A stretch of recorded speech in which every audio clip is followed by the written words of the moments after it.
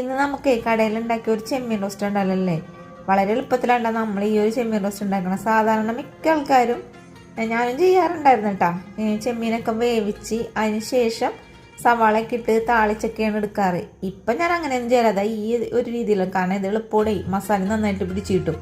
അപ്പോൾ വെളിച്ചെണ്ണ ഒഴിച്ച് ഇഞ്ചി വെളുത്തുള്ളി പേസ്റ്റും കറിവേപ്പില ഇട്ട് നന്നായിട്ടൊന്ന് മൂപ്പിച്ചതിന് ശേഷം ഒരു 3 വലിയ സവാള ഇട്ടിട്ട് ഇതേപോലെ ഒന്ന് വഴറ്റി കൊടുത്തിട്ടുണ്ട്.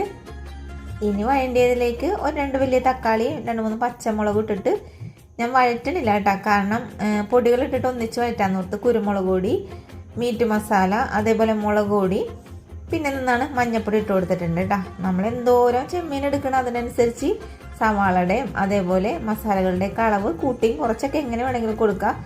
മസാലയൊക്കെ ഒന്ന് മൂപ്പിച്ചെടുത്തിട്ടുണ്ട്. ഇനി ഇതിലേക്ക് ഞാനിപ്പോൾ 3 കിലോ ചെമ്മീനാണ് കേട്ടോ റോസ്റ്റ് ചെയ്യാൻ പോണത്. 3 കിലോ ചെമ്മീൻ എന്നൊക്കെ പറഞ്ഞില്ലേ, ഇത് കിള്ളിപ്പൊളിച്ചെടുത്തപ്പോൾ 2 കിലോത്തോളം ഉള്ളു കേട്ടോ.